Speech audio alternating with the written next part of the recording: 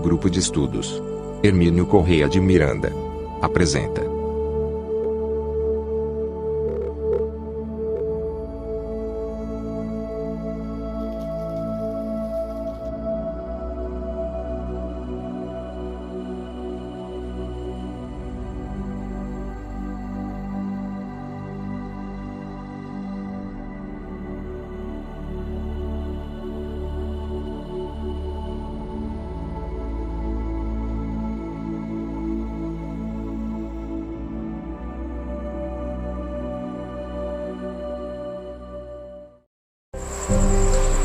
Boa noite, estamos aqui chegando na casa do grande historiador Luciano Klein.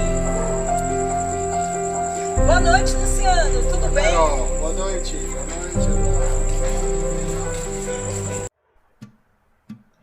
Saudações, eu sou a Caroline do Grupo de Estudos Hermínio Corrêa de Miranda.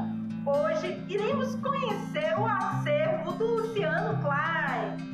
Tudo bem, Luciano? Tudo, Carol. Prazer em revê-la e aos amigos que participam desse trabalho tão importante ao resgate da memória histórica do movimento espírita. Prazer em te rever. Luciano, o que você separou hoje do seu acervo? Parte do que nós trouxemos hoje para vocês, porque aí não teremos condições de mostrar tudo, nós separamos por sessões e na primeira delas trouxemos algumas curiosidades inéditas a respeito daquilo que nós vimos garimpando já há algum tempo sobre a figura que é a nossa referência maior ao movimento espírita brasileiro, a grande expressão do espiritismo nacional do século XIX, o nosso conterrâneo Bezerra de Menezes. Então nós trouxemos aqui, primeiramente, para mostrar para vocês parte, já é uma visão mais até arqueológica do que historiográfica, de um tijolo da Casa Real, onde o Dr. Bezerra de Menezes viveu quando criança, no Riacho do Sangue. Não é, para que muitos saibam, onde hoje se encontra o Polo Bezerra de Menezes, porque ali seria a Fazenda Santa Bárbara, que era propriedade do avô dele. Mas aqui eu me refiro a um tijolo de época mesmo, portanto esse tijolo ele tinha, claro que aqui é parte dele, mas dá para se ver a espessura desse tijolo, bem diferente dos tijolos do final do século XIX, começo do século XX, e ele tinha uma amplitude bem maior. Então esses tijolos eram superpostos, tanto em relação às paredes quanto em relação ao piso. Então, uma casa, evidentemente, que simples, tosca, uma grande casa para uma família grande, como era a família do Dr. Bezerra de Menezes, quando ele nasceu em 1831. Então, nós trouxemos, a título de curiosidade, essa raridade aqui, essa garimpagem arqueológica que nós fizemos, que mostra um pouco do tijolo aqui, do ambiente que preparou para a descida à terra do grande missionário Bezerra de Menezes, no nosso torrão Ceará, secularmente martirizado pelas secas. Então... Luciano, me tira uma dúvida, quando foi que você começou a pesquisar? Possivelmente quando você estava nascendo, em 1995. Com certeza eu estava nascendo em 95. Nós começamos, cara, a fazer as nossas pesquisas exatamente naquele ano, quando, tentando encontrar alguma coisa a respeito da história do espiritismo no Ceará, nós nos deslocamos à Biblioteca Pública Menezes Pimentel, uma das bibliotecas de referência que nós temos aqui em Fortaleza, e folheando antigos jornais, notadamente o Unitário, a República, nós nos deparamos com artigos da Lavra de Viana de Carvalho, que nessa época estava em Fortaleza, e muitos desses artigos eram excertos, ou seja, resumos das fenomenais conferências que ele fazia aqui em Fortaleza, com um sucesso retumbante a ponto de espantar pela eloquência fenomenal dele os principais intelectuais, principalmente os contrários do espiritismo. Nós ficamos impressionados e fomos ver que, infelizmente, praticamente não se tinha nada até então a respeito da história do espiritismo no Ceará. As informações que nós tínhamos até então eram trucadas, eram incertas, eram imprecisas. Alguns diziam que o espiritismo no Ceará tinha começado nos anos 1920, outros um pouco mais à frente. Aí nós fomos aos poucos mergulhando um pouco no passado e constatamos que havia já aqui florescendo o movimento espírita no Ceará desde o século XIX. Então, aqui também, Carol, aproveitando o embalo em relação ao Dr. Bezerra, Embora hoje nós já tenhamos a facilidade de fazermos pesquisas online, aqui nós temos alguns exemplares, nós trouxemos 2 deles, de uma célebre revista crítica literária, ilustrada da década de 1870 e 1880, que tinha o Lápis Admirável, de Ângelo Agostinho, um dos introdutores dos quadrinhos no Brasil. E na época, como o Dr. Bezerra ele exercia uma função politicamente importante, que corresponderia hoje ao cargo de prefeito, ele por várias vezes foi retratado nessas charges. Aqui, por exemplo, nós temos uma de 1878, quando ele era o administrador público do município neutro, que era no Rio de Janeiro. Aqui uma crítica que era feita a ele, evidentemente, por ser uma figura de evidência, estar administrando a capital do país, eram inevitáveis as críticas. Aqui também já uma outra de 1882, a revista está completinha, várias reportagens da época, inclusive várias ilustrações, traziam imagens fantásticas, charges do Dr. Bezerra de Menezes, aqui ele conversando com um amigo, aqui um discurso dele na tribuna, uma das imagens icônicas dele, mais conhecidas. Então, essa aqui é uma outra preciosidade também do nosso acervo, e que vai para o Memorial Bezerra de Menezes, que nós estamos organizando para um futuro breve. Aqui também eu trouxe uma garimpagem que nós fizemos, porque nessas pesquisas normalmente nós visitamos a parentela do Dr. Bezerra de Menezes, tanto lá no Rio de Janeiro, quanto aqui em Fortaleza, os descendentes diretos ou indiretos. E nessas idas e vindas às residências dos familiares dos Bezerra de Menezes, nós encontramos várias fotografias e, gentilmente, muitos deles, confiando na seriedade do trabalho que realizamos, acabavam doando algumas fotografias originais. Eram os chamados cartes de visites, muito comuns nos anos 1850, especialmente nos anos 1860.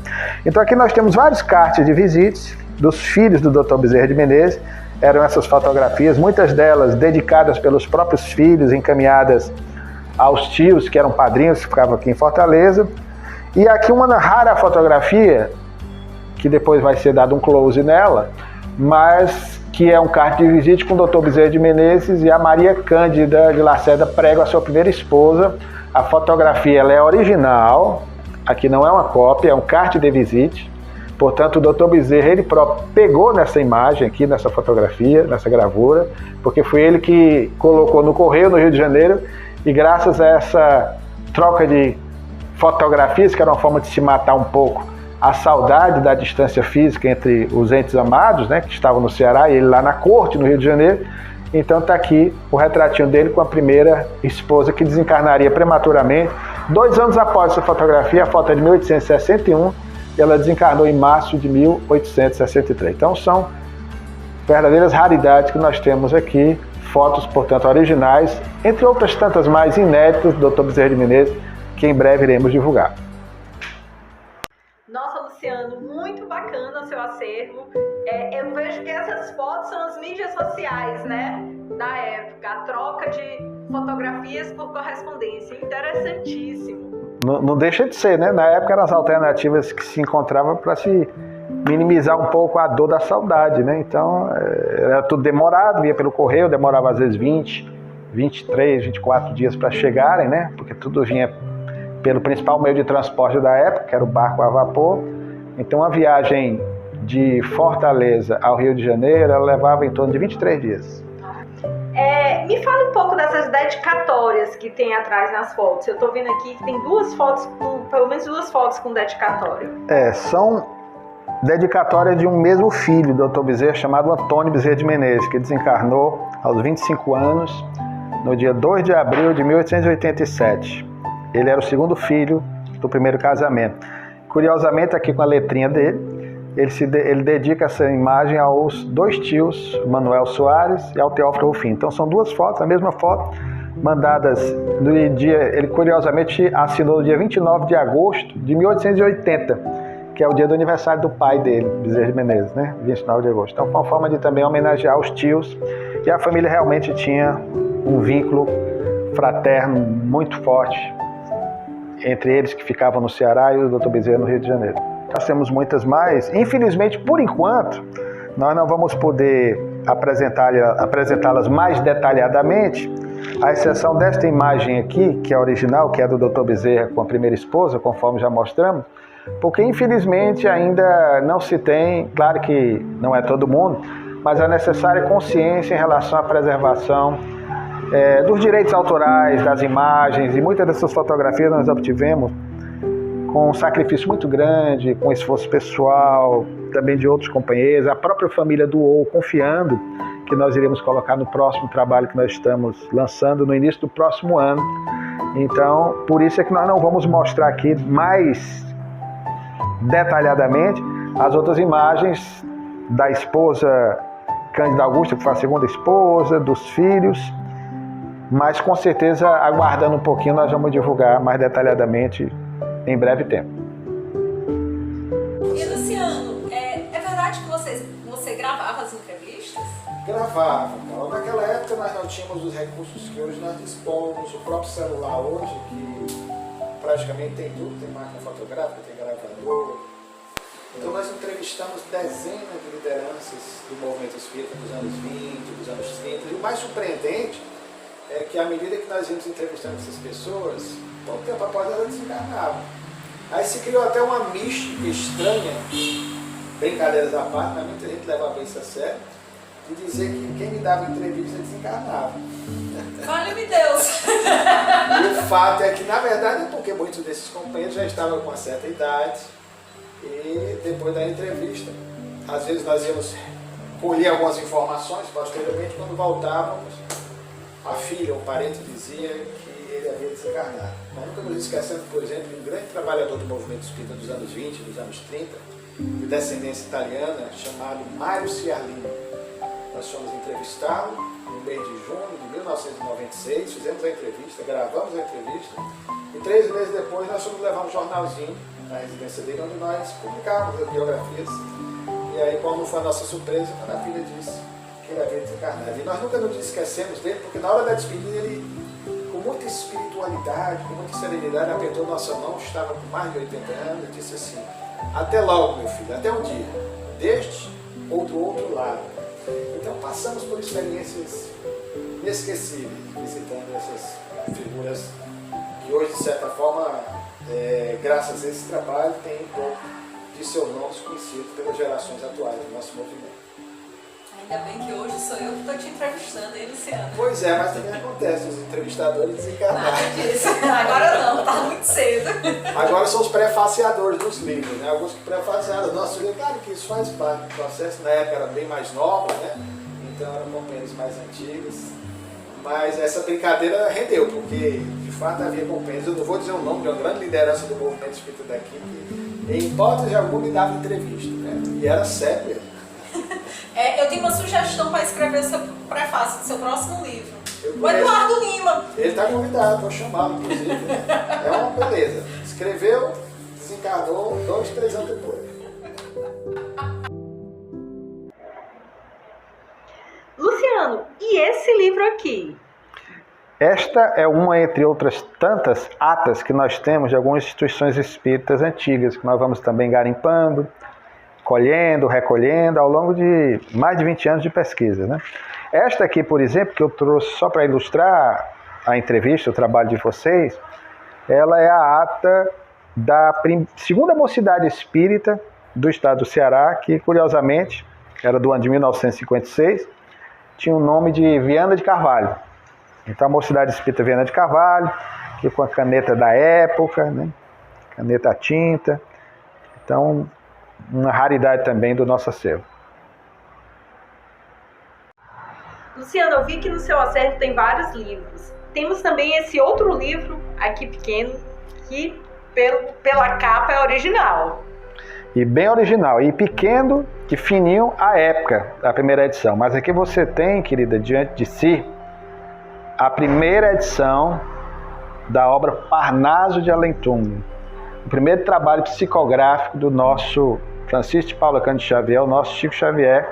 A obra foi lançada em 1932 pela Federação Espírita Brasileira. Então aqui nós temos o trabalho inaugural do médium de Pedro Leopoldo, indiscutivelmente a figura exponencial do Espiritismo no Brasil no século passado, século XX e início deste século, Pelo que ele legou, mais de 400, hoje se estima mais de 500 obras psicografadas. Mas aqui é a obra inicial, com a capinha primitiva, original, com que ela foi lançada. E reparem que hoje o livro ele está bem mais volumoso, porque no decorrer da própria década, pelo sucesso retumbante do lançamento dessa obra, que deixou perplexa a comunidade literária e mesmo a comunidade intelectual de uma forma geral, nacional, à época, então, nós vamos ter esse primeiro volume, fininho, portanto, e as edições subsequentes elas foram se avolumando com a inserção de novas mensagens que ele ia receber. Então aqui, a primeira edição de uma obra que marcou a história do espiritismo em nosso país, que é uma raridade. Luciano, como foi que você conseguiu esse objeto? Ah, Carol, essa aqui é uma das obras que guardamos com o maior carinho no nosso acervo. É uma obra do século XIX, é uma bengala, muito utilizada naquela época, tanto é que ainda tem aqui a marca do Império, e ela pertenceu a Demétrio de Castro Menezes, hoje nome de rua, ali no Monte Castelo, Demétrio Menezes. Demétrio foi uma das figuras mais notáveis do espiritismo no Ceará, um dos fundadores do Centro Espírita Cearense em 1910, e fez parte também da fundação do primeiro grupo espírita do Ceará, o Grupo Espírita Fé e Caridade, fundado em 1895. Então essa bengala pertenceu a ele, ele desencarnou no dia 26 de dezembro de 1920, portanto neste ano fará 100 anos da sua desencarnação, e esta preciosidade nos foi gentilmente doada, até no gesto de afetividade, de desprendimento, por uma das netas de Demétrio que tivemos a oportunidade de conhecer, a dona Odasileia, né, Menezes. Luciano, e essa espada, como foi que chegou até o seu acervo? Essa espada chegou também graças à doação de um querido amigo, Leônidas de Carvalho, que é sobrinho de ninguém menos que Manuel Viana de Carvalho. Essa espada era utilizada como parte do uniforme, claro que não era uma espada utilizada, o Brasil nesse tempo já não participava mais de guerra, graças a Deus, então ela era utilizada como parte do uniforme de Viana de Carvalho, a glória da oratória espírita em nosso país. E o sobrinho dele, com um documento que nós pedimos que ele registrasse para confirmar a doação, estava de posse da família, ficou com o irmão do Viana, que era o pai do seu Leonardo e do seu Leônidas, que são os dois irmãos, queridos amigos, e eles gentilmente me passaram também para que nós pudéssemos futuramente colocar nesse memorial e nesse museu. Então aqui é a espada do Viana, claro que desgastada pelo tempo, uma espada de mais de 100 anos, muito parecida com as espadas ainda hoje fabricadas, claro que com o estilo, com a parte mais artística, com detalhes mais específicos comuns às espadas do começo do século passado. É um objeto que também nós guardamos com muito carinho, pelo amor e admiração profunda que nós temos a Viana de Carvalho. Eu tô vendo aqui que tem até um brasão, né? Exatamente, era o brasão da República, né? Já na República, a partir de 1889, todas as espadas tinham que vir com esse brasão.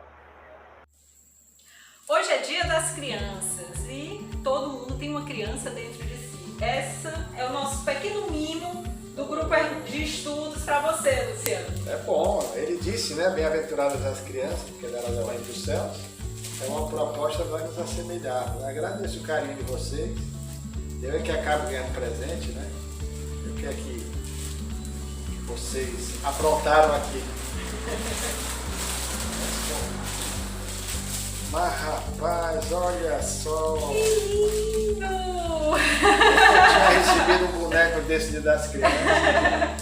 Que Maravilha! lindo, doutor Graças a Deus, esse aqui vai ficar guardado especialmente, viu? Agradecendo aqui ao Eduardo Lima, meu querido amigo, por essa gentileza, despertando a emoção infantil que há em mim. Ainda mais recebendo um brinquedo desse, não é para qualquer um não. Obrigado, querido.